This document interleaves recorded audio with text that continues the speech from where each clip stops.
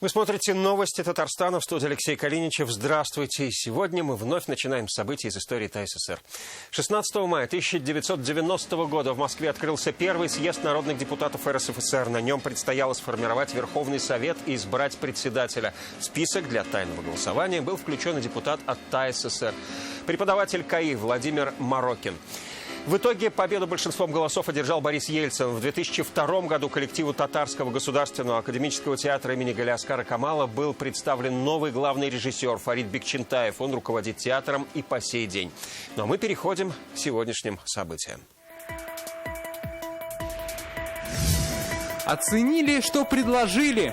Я вообще оптимистически на все настроен. Как самозанятые республики отзываются о мерах поддержки, узнал Дмитрий Аринин. 13 казанских электричек возобновили движение. Нужны ли вообще такие? Ну, конечно, если никакого сообщения нет, в принципе. Про какие новые правила нужно помнить в пригородных поездах, узнал Ильгиз Шакуров. Помощь в шаговой доступности. Каждому программа подбирается индивидуально. В Вознакаево открылся новый диализный центр. Сколько пациентов теперь получат важную помощь, расскажет Рамиль Галиулян. Из-за пандемии остались без рыбы. К сожалению, особенно последний месяц, нам приходилось немножко уменьшать рацион. Как татарстанские предприниматели решили помочь байкальским нерпам, застрявшим в Бугульме, Филюза Хамидуллина. Татарстанцы должны научиться жить и работать в условиях коронавирусной инфекции. Опыт показывает, что при соблюдении защитных мер риск заражения не такой большой. Об этом говорил Рустам Минниханов на заседании в Доме правительства республики. Как доложил руководитель управления Роспотребнадзора по Татарстану, показатель заболеваемости сейчас 53 случая на 100 тысяч населения. Если за первый месяц было выявлено 128 случаев инфекции, то сегодня уже в 16 раз больше – 2148 заболевших. В том числе за минувшие сутки 84 новых случая. Если за первый месяц мы должны уметь жить в условиях и коронавируса, и других будущих вызовов, которые будут. Изоляция была для того, чтобы мы немножко научились и подготовили медицину, подготовили людей. Сегодня мы уже знаем, как с ним бороться. Мы должны жестко не допускать очагов. Внимание каждому. В Татарстане необходимо развернуть широкую работу по информированию населения и бизнеса о мерах поддержки в связи с коронавирусом. Об этом сегодня заявил Рустам Минниханов на совещании с представителями банковской сферы. Напомним, ранее Владимир Путин предложил широкий комплекс мер. Стоит задача, чтобы все смогли разобраться, как можно воспользоваться помощью и без волокиты ее оформить и получить. Сейчас все кредитные организации испытывают существенную нагрузку в связи с большим потоком заявок в рамках мер поддержки. В таких условиях важно оперативно выявлять и устранять все слабые места при взаимодействии с населением и предприятиями. Многие проблемы можно снять уже на этапе первой коммуникации. Для этого, во-первых, нужно обеспечить размещение полной информации по реализуемым мерам на сайте. Во-вторых, организовать четкую работу консультаций по телефону. Итак, какие предлагают меры поддержки бизнесу? Мы подготовили сегодня подробный обзор этой темы. Первое в мерах поддержки – кредитные каникулы для физлиц и ИПшников. Это для тех, чей месячный доход снизился более чем на треть. Каникулы продлятся до полугода. Максимальный размер кредита – 2 миллиона рублей. По потребительским кредитам на сумму основного долга начисляются проценты по льготной ставке в размере 2/3 среднерыночной. Также для малого бизнеса вместо приостановления предусмотрено уменьшение размера платежей. Второе. Будут выданы беспроцентные кредиты на выплату заработной платы. Это юрлицам и индивидуальным предпринимателям, что работают не менее года. Условия – сохранения 90% рабочих мест. Срок такого кредита – до 6 месяцев. Третье. Кредиты на пополнение оборотных средств по льготной ставке системообразующим организациям. Размер – до 3 миллиардов рублей. Срок до года, процентная ставка не более 5%. Сумма кредита – среднемесячная выручка минус амортизация. Четвертое. Льготная ипотека под 6,5% для физлиц. Максимальная сумма в Татарстане – 3 миллиона рублей. Первоначальный взнос от 20%. Срок до 20 лет. Участвует только новое жилье. Пятое. Субсидирование процентных ставок для застройщиков, если их кредитный договор заключен до 1 мая. Целью кредита должна быть покупка земли для жилищного строительства, инфраструктуры, а также финансирование самого проекта. Ставка по кредиту уменьшается до размера ключевой ставки Центробанка. Шестое. Льготные кредиты региональным операторам по обращению с твердыми коммунальными отходами. Срок действия программы до конца года. Елена Веселова, Дмитрий Аренин, ТНВ «Казань». 11 мая президент Владимир Путин объявил и о масштабных мерах поддержки семей с детьми. Это федеральные выплаты в размере 50 тысяч рублей. Их уже назвали путинской пятеркой, десяткой. В Татарстане на эти выплаты будут выделены 8 миллиардов рублей. Заявление на 5 тысяч рублей можно подать на сайте Пенсионного фонда по Татарстану или на сайте Госуслуг. Заявление на 10 тысяч рублей можно написать только на портале Госуслуг. Номер горячей линии Пенсионного фонда в республике 279 27 27. Самозанятые Татарстана также готовятся получить меры поддержки, предложенные Владимиром Путиным. Накануне правительство страны подготовило поправки в действующее законодательство. Самозанятым собираются вернуть все налоги за прошлый год, а в этом начислять так называемый налоговый капитал в размере МРОТ. Насколько весома такая поддержка, узнал Дмитрий Аренин. Я вообще оптимистически на все настроен. Сейчас у самозанятого из Альметьевска Руслана Ибрагимова оптимизма станет больше. Мастер по ремонту балконов сможет вернуть налоги за минувший год. Как говорит, с пандемией заказов стало меньше, эти деньги будут как нельзя кстати. Есть долги по налогам, я бы закрыл бы эти налоги. Сейчас в Татарстане 65 тысяч самозанятых. В минувшем году они выплатили 114 миллионов рублей налогов. По поручению Владимира Путина эти деньги им должны вернуть. А в течение этого года самозанятым планируют начислять налоговый капитал. Он будет в размере МРОТ – 12 130 рублей. Поддержка хорошая, говорит самозанятый блогер Светлана Сердина. Да и вообще в ситуации с пандемией можно найти плюсы.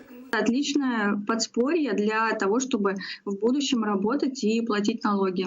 Один из моментов, когда нам всем нужно было просто обратить внимание на то, где мы сейчас, чем мы занимаемся, возможно, поменять направление своей деятельности, возможно, сделать более эффективным свой бизнес, что-то автоматизировать, упростить. В Татарстане уже второй год работает Центр поддержки самозанятых. Здесь готовы проконсультировать и помочь оформить полагающуюся помощь. Как только документ получит налоговое, правительство республики, мы его, конечно, сначала на нашем аккаунте «Твое дело ПРО» осветим, расскажем, что вот такой-то порядок есть. В случае, если самозанятые, сложный какой-то порядок, и они будут обращаться к нам за помощью, конечно, мы сможем оказать помощь консультационную для того, чтобы они эту меру поддержки смогли получить. А в эти выходные для самозанятых республики устроят онлайн-фестиваль, помогут обменяться клиентами, подскажут, как лучше вести свой аккаунт и придать новый импульс своему делу.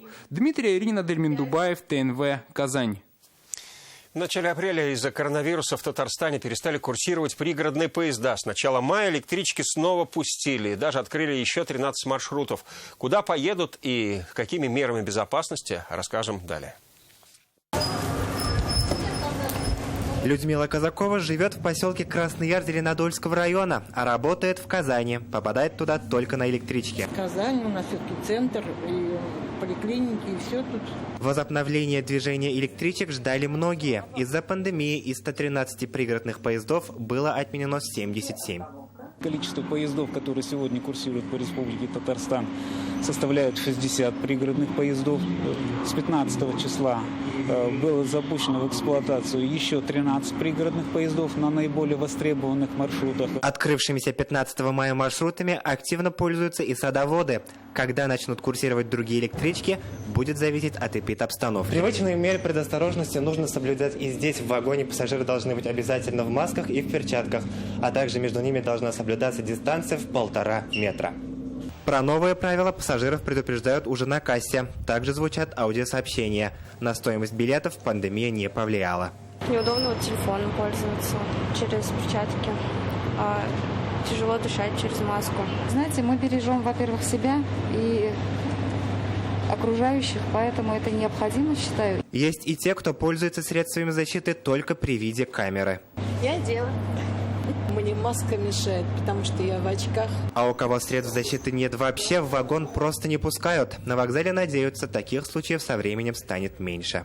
Мы проработали вопрос агентской работы с аптечной сетью. На следующей неделе непосредственно в пригородных поездах и в кассах будет иметься возможность приобрести маску и перчатку. Нарушителей масочного режима ждет штраф. Подробную информацию о расписании пригородных поездов можно получить по указанному телефону или на сайте. Илья Шакуров, Адель Миндубаев, ТНВ, Казань. Жизненно важная процедура. Теперь в шаговой доступности в Азнакаево открылся центр гемодиализа. До этого за помощью приходилось ездить в Бугульму. Условия и возможности нового центра оценил Рамиль Галиуллин. Вот он, долгожданный час и минута. В Азнакаево свои двери распахнул центр гемодиализа. Раньше пациентам, остро нуждающимся в этой процедуре, приходилось ездить в соседний район. Вложено 100 миллионов рублей. Это вот огромные инвестиции, огромные средства, самое современное оборудование. И помещение у нас пустовало. Шансом продлить жизнь назвали первые пациенты открытия центра. Помощь не только рядом, но и полностью бесплатно. Принимают здесь в 2 смены. За лечением ездили в Бугульму. Для этого приходилось выезжать в 4 утра по 3 раза в неделю. А ведь после очищения крови необходим покой. И таких пациентов в Азнакаево 35. Теперь для них кабинеты с удобными креслами, пультом управления, телевизорами и наушниками. Новый центр оснащен диализным оборудованием последнего поколения. Всего 10 аппаратов искусственной почки. Диализ длится не менее 4 часов. В зависимости от массы, в зависимости от лабораторных показателей, каждому программа подбирается индивидуально. Оборудование у нас используется японских фирм, расходный материал тоже японское. Диализный центр в Азнакаево уже 5-й в республике. Построен благодаря государственно-частному партнерству. Гемодиализных пациентов уже начали принимать в Альметьевске, Заинске, Чистополе и Зеленодольске. Рамиль Галиуллин, ТНВ, Азнакаевский район. Старый двор с новым лицом. Реализация республиканской программы «Наш двор» в Набережных Челнах идет полным ходом. В планах на этот год благоустроить более 100 дворов. Но не все изменения радуют местных жителей. Вместе с градоначальником их пожелания выслушала и наша съемочная группа. Двор дома 40/01 стал одним из первых, куда заехала строительная техника. За 36 лет на этой территории ремонт никогда не проводился. Тротуар конкретно вот в этом месте расширили. Сколько был, сколько стал? Он был 1,50 м, стал все 1,80 м. Расширили всего на 30 сантиметров, но позволяет, вот я сейчас стоял, наблюдал, людям уже спокойно расходиться даже втроем. Именно пешеходная зона и вызвала недовольство некоторых жильцов. Несмотря на то, что проект реконструкции активно обсуждался на встречах с местными жителями, некоторые оказались такому преображению не рады. Свои претензии высказали мэру. До этого там порядка 20-25 машин спокойно парковалось. Это раз. И с другой стороны, туда сейчас не может подъехать ни скорая, ни, скажем, какая-то спецтехника, там, аварийной службы. Нам очень не понравилось то, что блокировали въезд машин.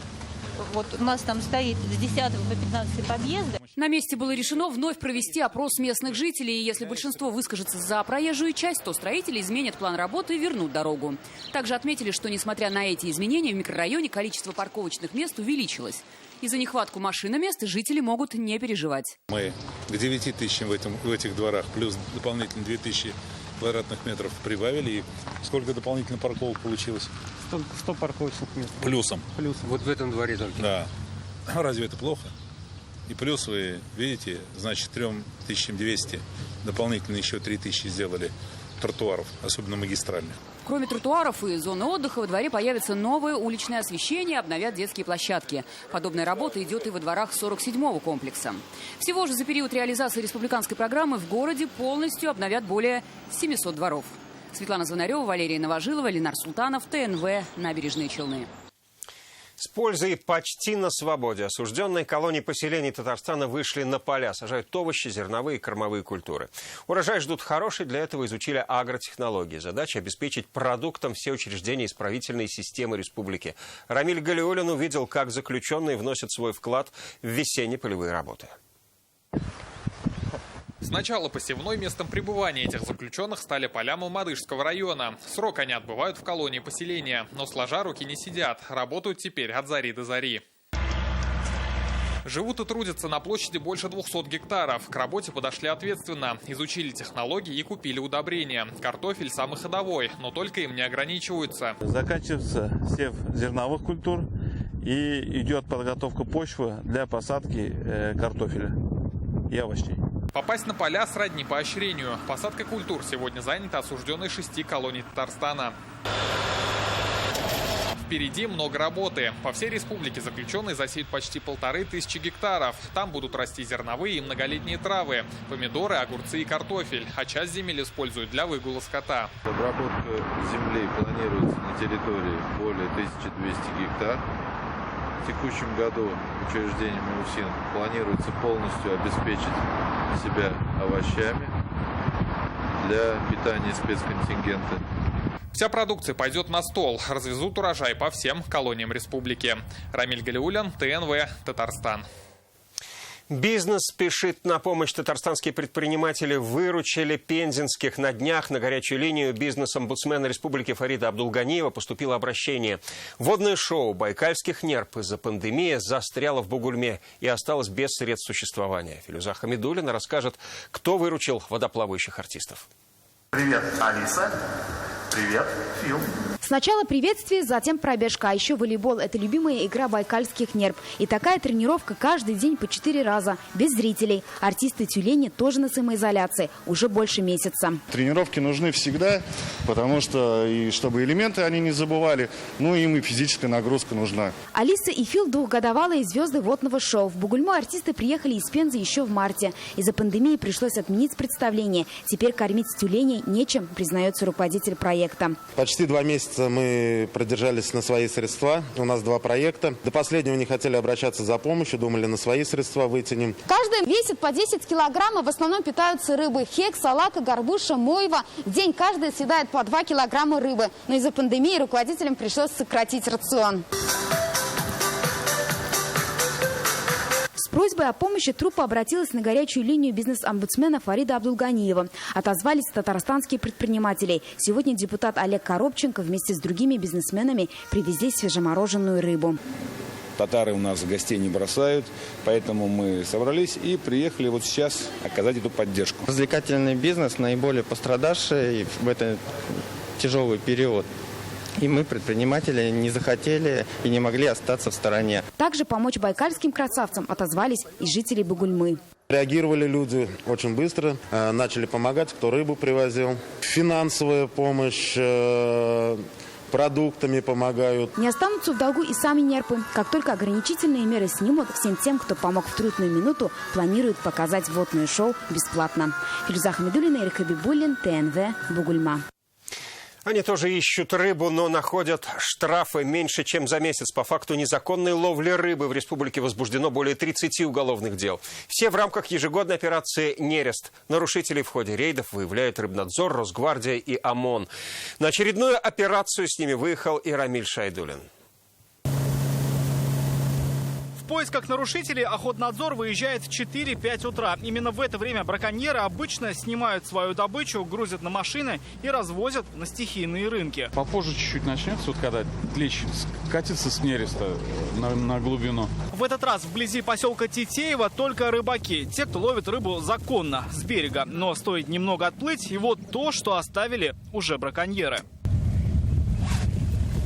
Вот такие ловушки оставляют те, кто хочет добыть рыбу незаконным способом – сети. Если не получается поймать браконьеров по горячим следам, защитники фауны снимают их сами, чтобы освободить улов и выпустить его на волю. Стерлядь теперь стала редкой, которая раньше была обычной в Волге. Как отмечают ученые, из-за варварских способов добычи акватории республики теряют такие виды рыб, как лещи и судаки. Попадают в сети браконьеров даже краснокнижные – осетр и форель. Ведущее место в промысле занимает, конечно, лещ. На втором месте такая рыба также из семейства, как густера. Затем третье место занимает свинец. На 4-м месте судак.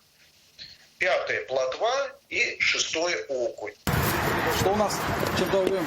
Потом эту рыбу выставляют на продажу. На прошлогодних кадрах видно, как Госкомитет по биоресурсам обнаруживает на прилавке вдоль трассы Казань-Челны краснокнижную стерлядь. Нарушителю административная ответственность, а уже в этом году заводят уголовные дела. С начала операции «Нерест» по фактам уже возбуждено более 30 уголовных дел. С акватории водных объектов собрано уже 930 сетей. Каждая сеть – это от 50 до 100 метров. Что у них сейчас хорошо получается, это скрывать сети. Свои ловушки браконьеры оставляют глубоко под 3-метровой толщей воды. Но даже их Охотнадзор, Росгвардия и ОМОН с легкостью находят в ходе совместных рейдов. Первый выход было выявлено 6 административных правонарушений. И было выявлено одно уголовное дело, по факту которого в дальнейшем проводит разбирательство уже речная полиция. Один из последних выездов выявил еще 19 правонарушений. Это значит, что злоумышленники ловили на сети, багры или с лодки. В ходе нереста с 25 апреля и до 5 июня в республике разрешается ловить только на удочку и не более чем на 2 крючка. Рамиль Шайдуллин, Айгуль Бадрудинова, Алмаз Зиединов, Ринат Сафин, Вадим Илларионов, ТНВ, Казань, Лаишевский район. Театралы Казани нашли выход. Теперь они смотрят балет в исполнении «Чомг». Десятки южных птиц облюбовали озеро Кабан и ежедневно устраивают брачные танцы на воде. Пируэты редких птиц увидела Наталья Мезина. Пока все культурные учреждения в городе закрыты, настоящим театром для горожан стала набережная Кабана. И неспроста. Выбрав удобное место в партере, можно бесплатно и без антрактов насладиться балетом на воде. Ведущая партия в этом сезоне исполняет полюбившийся всем «Чомги».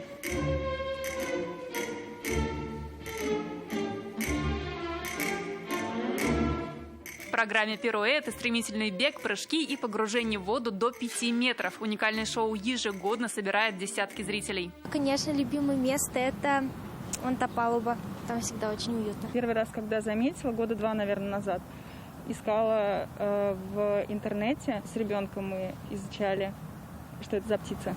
Очень красивая. In my country, South Africa. В моей стране, в Южной Африке, мы называем их водолазами, потому что они ныряют под воду. С детьми очень любим наблюдать, как они кружатся во время ритуальных танцев.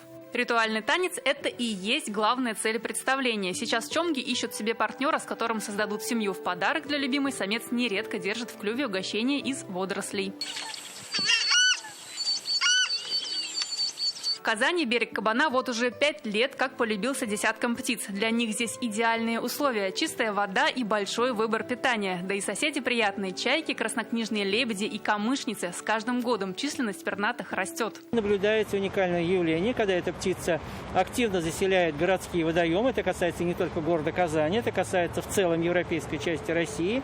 И мы гордо вот тоже об этом говорим, что у нас совершенно новый вид, интересный вид, редкий вид. Чтобы увидеть пушистую красоту, на водоемах придется поспешить. Совсем скоро чомги сядут на гнезда. Наталья Мезина, Ринат Сафин, ТНВ, Казань.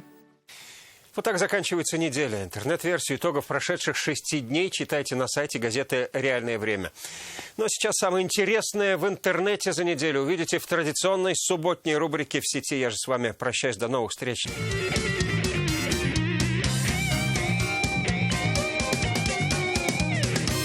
Всем привет! Вечер субботы – самое время расслабиться, снять маску с перчатками, если вы, конечно, выходили из дома, отложить свои смартфоны в сторону, ведь в ближайшие 5 минут они вам не понадобятся. Вас ждет очередная порция свежих новостей и смешных видеороликов интернета. Это рубрика «В сети».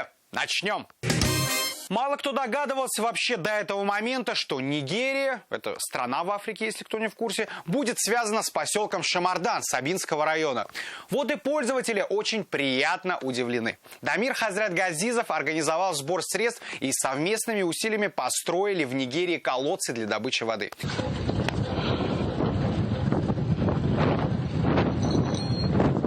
Сильный поступок, который очень активно обсуждают в сети. Ну и самый популярный комментарий – «Сабы рулят». Ну, друзья, здесь не поспоришь. Артур Абдулзянов, депутат Госсовета, продолжает волну добрых дел. В своем инстаграме он разместил интересное видео, где напоминает, что лучший подарок – это подарок, сделанный своими руками. Вот в одной сельской местности взрослые детям изготовили подарки своими руками. Вот, смотрите, это детская площадка. Солнышко, резина, бутылки полуторалитровые. Да? Отличный ход. Но пользователи все же надеются и верят, что везде будут настоящие новые детские площадки. На улицах Казани замечен БТР. Причем он спокойно едет в общем потоке. Ну, ничего необычного.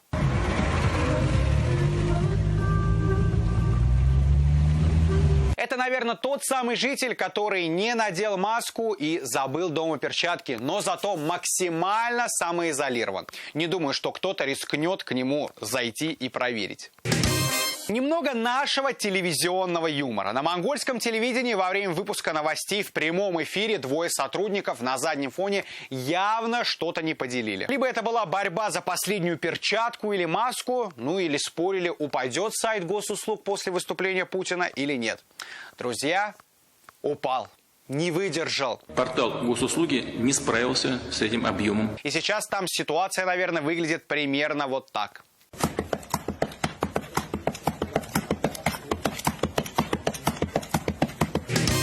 А сейчас наша традиционная рубрика «В сети» с президентом. Ну, во-первых, поздравим Рустама Минниханова. У него теперь 500 000 подписчиков.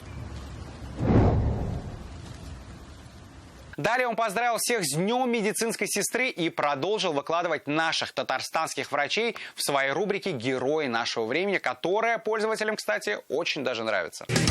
А теперь самое популярное место для онлайн-путешествий. Онлайн-путешествие – это подключение через интернет к онлайн-камерам какого-либо города и, соответственно, виртуальная прогулка. Так вот, самым популярным местом оказался город Сочи. Ну, видимо, все скучают по морю. А сейчас топ тем, которыми больше всего интересовались татарстанцы на этой неделе в Яндексе. На первом месте выплата 10 000 рублей на детей. Ну да, этот запрос еще месяц будет в топе. На втором месте ОГЭ 2020, а точнее его отмена. Да, друзья, ОГЭ полностью, видимо, отменят в этом году. Каникулы, завтра я на все забью, на учебу не пойду, А замыкает топ «Бессмертный полк» – акция, посвященная героям Великой Отечественной войны.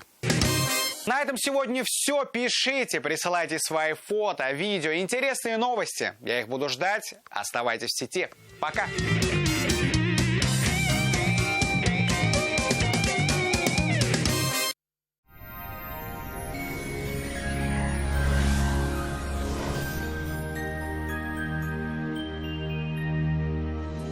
Здравствуйте! О погоде на 17 мая после небольшой информации.